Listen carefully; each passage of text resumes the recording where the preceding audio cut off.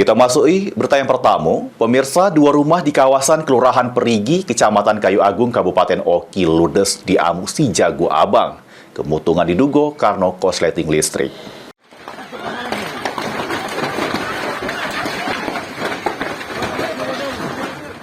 Jeru sepekan musibah kemutungan terjadi beberapa kali di Kabupaten Ogan Komering Ilir. Sabtu dini hari, api badan lagi ngelahap dua rumah panggung milik Uci Samosaini, warga Kelurahan Perigi, Kecamatan Kayu Agung Oki.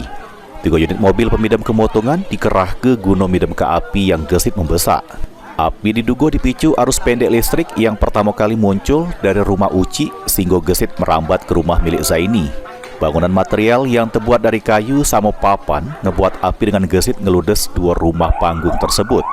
Tidak ada korban jiwa jeru peristiwa ini, namun 10 wong korban kehilangan tempat tinggal sama merugi ratusan juta rupiah.